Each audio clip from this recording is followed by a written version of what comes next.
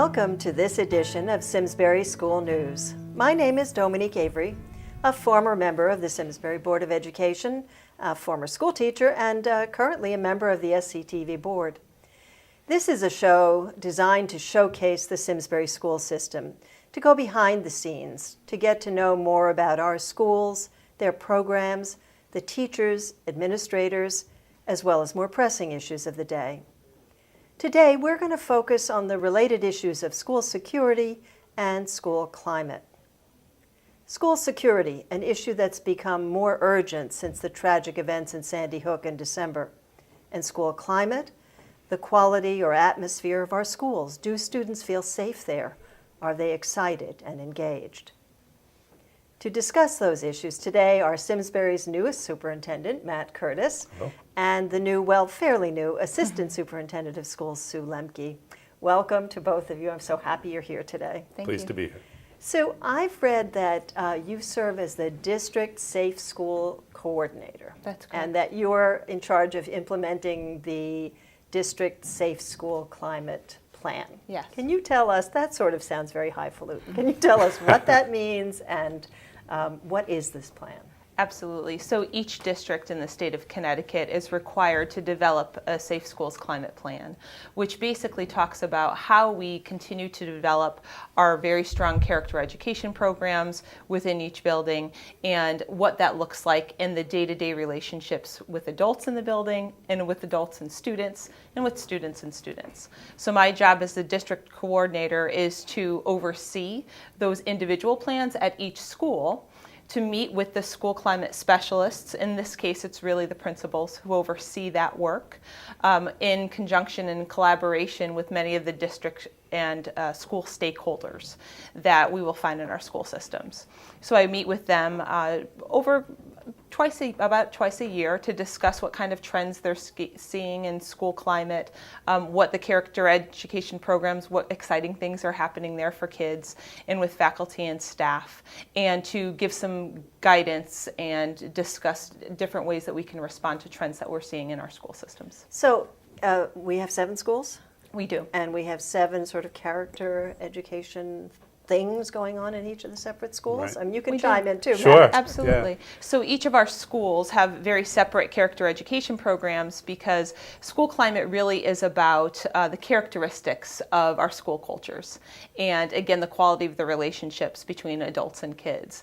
So they each take on their very own unique, distinguishable kind of characteristics, and from then, people really bond around a theme to really address these issues of character. So, for example, at the high school, there's something called the Trojan Code, and it really is all about issues of respect and responsibility, fairness, kindness, trustworthiness. Those are going to be themes that you're going to see through the 7 schools, but each with their own flair that brings a unique and distinguishable, aspect of school culture. I think one thing to step back, and even a couple years ago, I think 3 years ago when we looked at the work Sue was involved with at Henry James called the HJ Way, I think is the slogan in kind of character program there. As elementary principals at the time of the 5 elementary schools, we had at that point really varying degrees of what I would call programs or even success with a very much more high profile program, I think, at Terriffill School that we started to model our programs after, and it was a good time at that point to really look at some national standards of character, and there are kind of 10 pillars of character or standards of character that we really started to reframe our programs around. I think that was about 3 years ago. It was. With the understanding that the reality is the way that kids feel in the learning environment impacts the way the school day flows, impacts student learning and achievement, and people need to have consistent language and understanding of what the expectations are, because we all funnel into Henry James and then all those students move on to the high school. So it was a good time for us to be a little more consistent, I think, with our approach. And that actually timed up with new legislation that came out around school climate and bullying, which is really what led to kind of the title you talked about climate specialists. There's some legislative requirements there as well. So just to go back to the junior high school, Henry James, that's a really difficult time for kids. And I think there's a lot of unhappiness among students when they're that age. They've left the coziness of the elementary school. They're not yet quite on their own. What kinds of things were you doing to build character or to help the students get through that? What was that program that you did? Absolutely, Dominique. I think one of the foundations of a good middle school is to break that larger environment into smaller environments, and middle school really addresses that through their teaming process.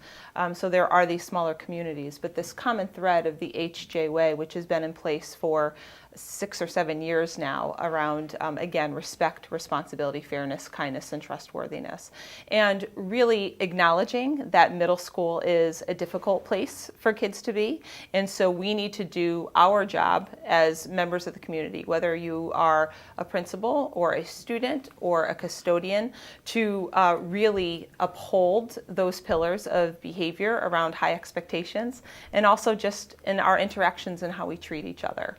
So they have a program there called the School of Fish, where students, when they are caught doing something good, and that frequently happens, they're actually given a fish, and it's a paper fish, and it's placed up on the wall, and you would think that middle school students really wouldn't engage in that.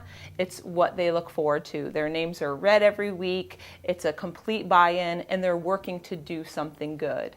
And it's an acknowledgement that's given despite someone saying, okay, I'm going to go and I'm going to pick up somebody's trash. Well, you're not going to get acknowledged just because you did it. It's when the character really belongs in what you're doing when people aren't looking, and really promoting that. But also promoting the positive relationships between and among students and how important that is. Because in order for kids to really be engaged in their academics, they have to feel safe and comfortable and welcome in their environment. And that's really what the middle school is working to do specifically. But again, you'll find specific efforts in each one of the elementary schools as well as the high school to really bring people together around a common purpose, and that is to build and form a very strong school culture and community. And I think just the one piece I would add to that, Sue, is we often think about school climate, and we think about the behaviors of the kids and the expectations of the kids, how adults interact with students and how Absolutely. Adults interact with each other.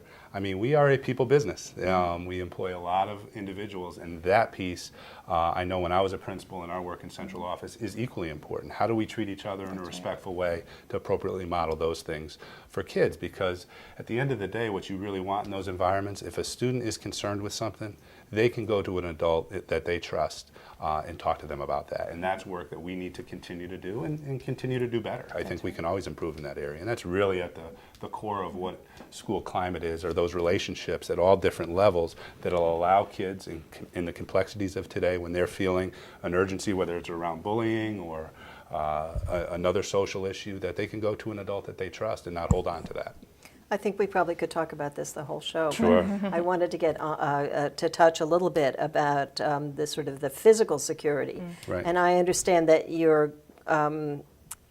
that you had a third party and emergency response crisis management review of the schools. And I sort of wanted to talk a little bit about Sure. how they found the security in the schools. I know that there's a new door locking plan in the works, Right. and I want you to touch a little bit on the existing camera system. Sure. So initially, post Sandy Hook with that tragedy, we reconvened obviously immediately as a district and took some short-term measures to say what security protocols do we have in place that we need to revisit and recommit to right away, because we actually have some really good tools and some progressive things in place as a district already. You mentioned the security cameras, so that's a really important piece. I mean, each one of our 7 schools have internal cameras, have external cameras that allow us to... We saw the goat on the roof of the... I think that is where we saw the goat. Sorry about that. Allow us to monitor both what's going on outside the building and inside the building, which is something that not all schools have. The other is all our doors have exterior automatic locking capabilities, so you have to buzz in to the school, identify yourself, what your purpose is coming in. We needed to recommit to those because we could definitely, specifically with the check-in system, I think do a little bit of a better job, and we got some great feedback from parents on that. So we made those initial recommitments, and we thought it would be wise to bring in the third party to look at the audit. That information is just starting to come back to us. But I think we'll see some recommendations along what we would call the physical hardening of the facilities. I think smaller things that you can do to make your facility more secure, with the understanding that you want to, again, have a welcoming environment and welcoming climate for students.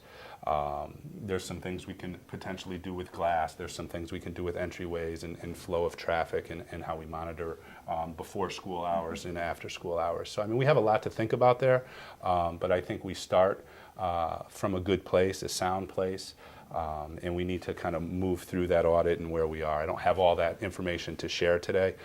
There'll be a report to the Board of Education talking really about 5 different areas of recommendations, policies and procedures, some information around hardening, and some information around what we call incident command, or kind of what your structure is at both the building level and the district level to respond to emergencies. So I think we'll see some real positive outcomes and improvements from this overall. Right after Sandy Hook, did you actually meet with the principals of the school, and did just take an immediate look? That's a great question. What we did that day when we got the information is we put a communication out to our parent community, letting them know that we were aware, and as you'll remember, so much was unfolding at the time. It was very difficult to get a true handle on the scope of what we were dealing with. But what we really wanted to get out to parents was that we acknowledged a tragedy has taken place, and these are some strategies for talking to your children. So we had gotten our school psychologists together, and we got some nice feedback on that was helpful to them in terms of how they were going to approach these questions, because I think that's what we struggle with when a horrific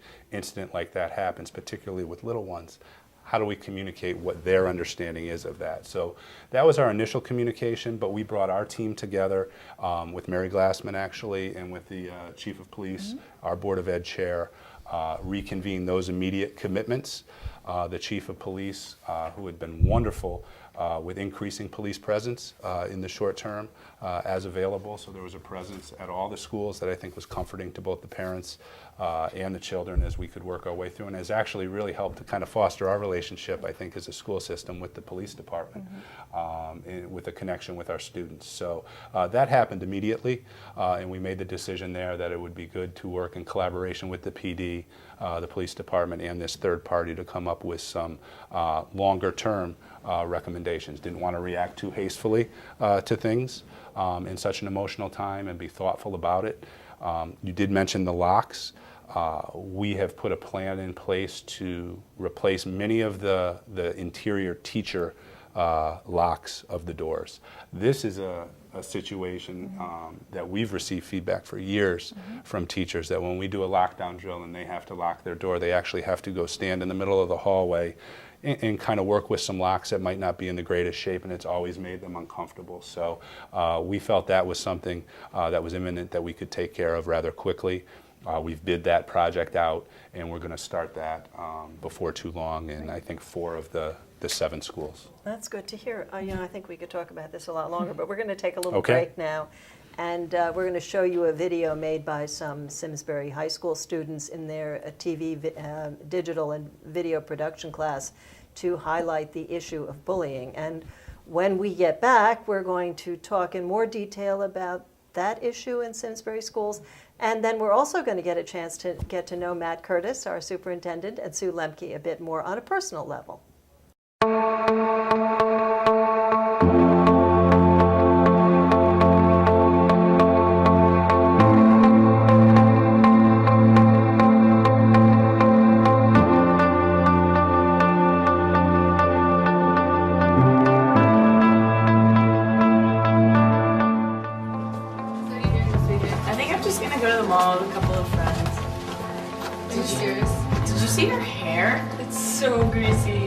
Why does she still have braces? She's in high school.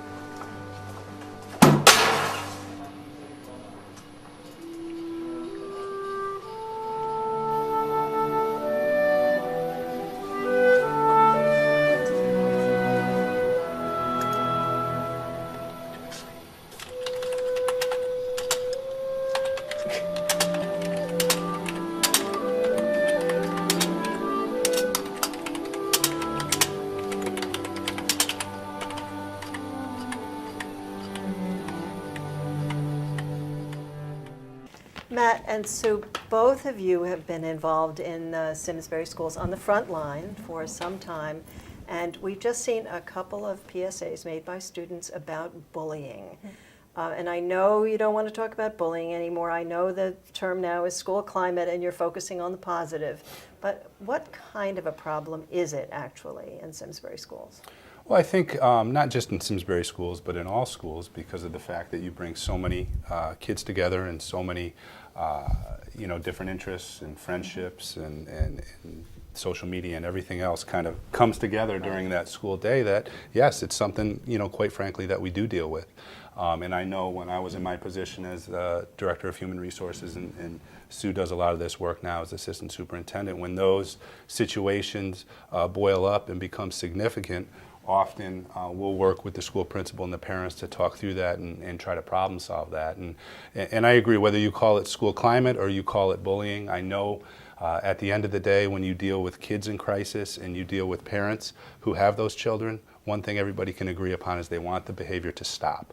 And I think when we start there and we problem solve from there, we can end up getting to a good place. That one of the difficult challenges with all the legislation and all the definitions is that you can often get caught in the rhetoric about the definitions, Exactly. and that's not what's important. What's important is that difficult situations take place. We have had incidents of bullying. We need to get at the root of what it is, bring people together, and get the problems to stop. And I think we're getting more effective with that, but it's something we need to continue to talk about. Absolutely. If you want to add to that. No, I think and just having a proactive plan in place. Once we have the initial behavior stopping, then what does it look like in the months down the road for all students involved? And again, how do we address the overall climate so that those instances are on the decrease, that students can say, no, that's not the type of behavior, that's not what we do here, that's not what we expect here, and really have that follow through and filter down so we're not addressing those big bullying issues. Yeah. So there's also the issue of cyberbullying Mhm. off campus. How have you been handling that? That's a very difficult issue. It is, and I think that's something that that's probably the one area we've seen more significant concern with, and I would say over the last 3 or 4 years. I'll go back to when I was a principal at Squadron Line School, and I think at the elementary level that was just beginning. Kids would email or instant message, and with the younger children, this lack of fundamental understanding that there's no difference in me putting that in print and sending it to you than if I were saying it to you. And when you talk to the kids about that, they really don't understand that. So there's an educational component there. You mean they don't relate to what they've written down? They The would accountability never say piece, something else. absolutely, the accountability piece, and working through kids and problem solving with them that way. But certainly at the high school, with the text messages and the amount of communication, the way certain things are interpreted, it's definitely something we see more. And quite honestly, when it comes into the school, even if the texts are sent in after school hours, once we have it and it's impacting how kids feel, whether they feel safe or not, we have to get involved, and we want to get involved with that. So how do you handle that? I mean, there have been terrible stories about children who have been bullied, cyberbullied, and Right. who've committed suicide. Right. How You are can talk handling about that? maybe the practical, how we try Sure. to get at the information. I think it's definitely situational, and there's nuances to each case. But social media is a very sophisticated tool, and sometimes the tool is much more sophisticated than the users of that tool, as Matt alluded to. So it's really going back and tracking, are there posts on Facebook that we can get our hands on and address. And once we have that information, then what do we do with that? How do we interview each party involved? How do we come to a common understanding about the ramifications of this behavior and the true consequences, both disciplinary but also emotional for all of the parties involved? So it's difficult to put your handle, get a handle on it sometimes. But we do our best to investigate it thoroughly, just as we would any other complaint that would come to us. And starting from the safety component. Absolutely. Are you at risk? Do you feel threatened? And is this something that would need police assistance? Because we don't have the ability to go out and really do those kind of searches beyond what students and parents, and they're usually great with providing information, will give us. So there's also the issue of, there have been several very high-profile cases lately about athletic teams and problems there, and I don't have any idea anymore what the atmosphere is like amongst the Simsbury teams, and whether there are issues there. I think it's an absolute combination of establishing those expectations, trying to build that culture and climate, and how are you providing appropriate supervision and where does it need to be. And that's an ongoing, I think, a balancing act that we all deal with, and certainly things go on from time to time that we'll get word of and investigate that don't meet the standards that we've put in place, and I think we deal proactively with them. But I also think over the last several years, we've seen a wonderful buy-in to the Trojan Code at Simsbury High School, and the program's growing and prospering at the elementary school in really neat ways that we should celebrate as well. I had an opportunity I got an invite over to Terrafil School to play in their faculty-student basketball game, and it was at Henry James Middle School. I could not believe the turnout.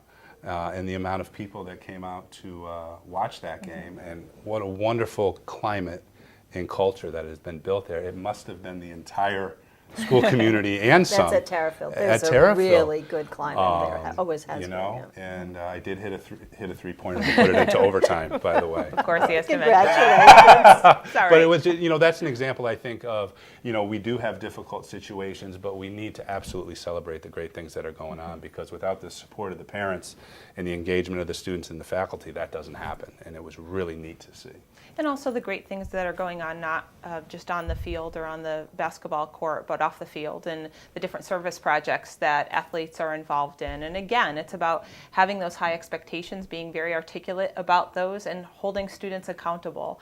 And we've been working very closely with our new athletic director and director of student activities, Dane Street, who's very passionate about that as well, that it's not just, it's the component of every component of the whole child, truly, whether that is a first grader or that's a 12th grader, what those expectations look like, and holding them accountable and telling them and showing them what those look like, but through modeling and other means. I'm going to interrupt you. That's okay. Absolutely. Because I think we could have talked about this for an hour. We probably should have scheduled an hour, but I really promised people that we'd get to know you personally a little bit. So Sue, I want to start with you. Tell me a little bit about what your background is. You're now Director of Human Resources and something or other, but you came from, you were assistant principal at the high school and principal at Henry James. What got you into teaching in the first place? And where do you live, and how many children do you have? All of that. I always have a passion for working with students, and specifically those with special needs. So my background is in special education, and I taught for a number of years at Northwestern Regional Middle School and High School in Winstead. And from then, working as the director of summer school there and the director of alternative programming in the afternoon, just got a little bite of the administrative bug. And so from there, I was an assistant principal in Region 6 for a couple of years, and then came to Simsbury and have been here for the past 8 years. So as you said, I was the assistant principal at the high school for 2 years, and then the principal at the middle school for 5 years before taking on this new role this past July.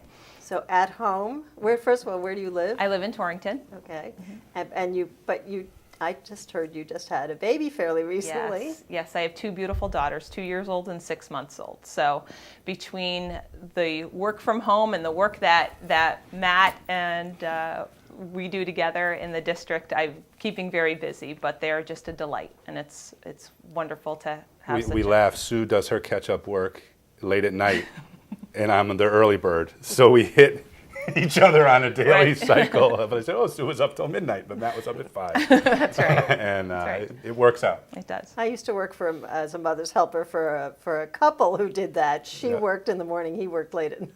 I don't know when they ever saw each other. All right, Sue, I've got to stop with you. Matt, Yes. Same thing with you. I had hoped to introduce you to Great.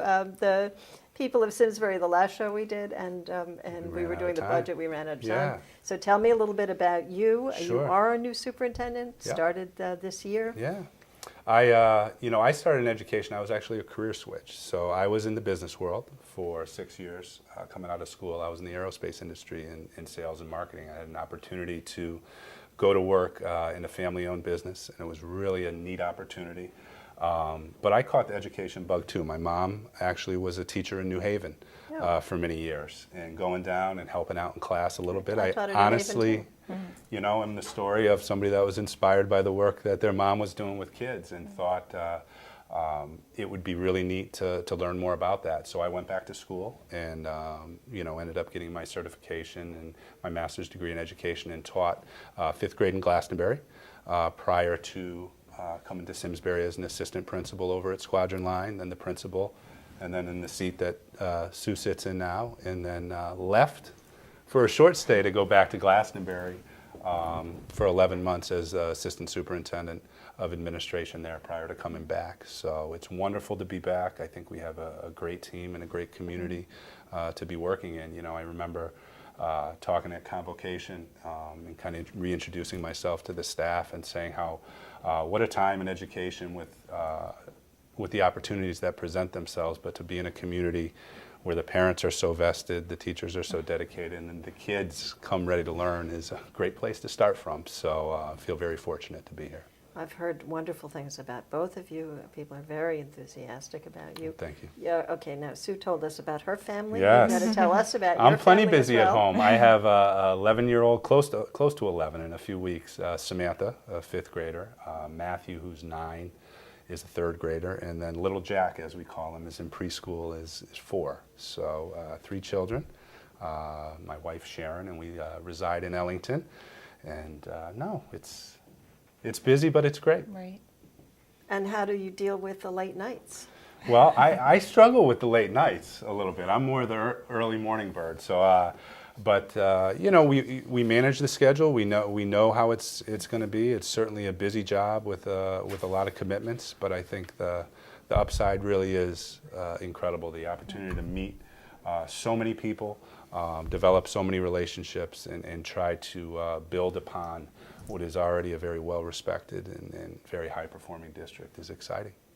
Well, I think both of you, your energy is wonderful. You're both charming and enthusiastic, and I really enjoyed this half hour, and I truly meant it. We could have gone on. It's too quick. It did. It went much too quickly. Have us back if you'd like, Dominique. I will. I'm delighted. I will definitely have you back, and a lot more people from your staff.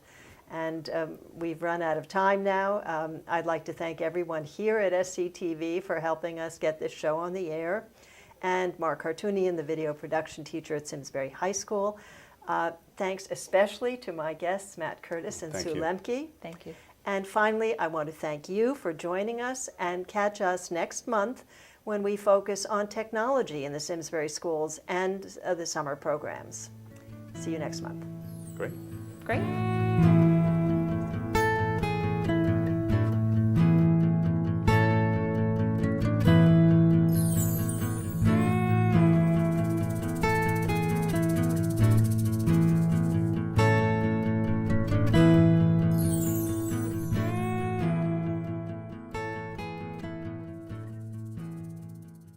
Funding for Simsbury Community Television is provided in part by contributions from viewers like you. Thank you.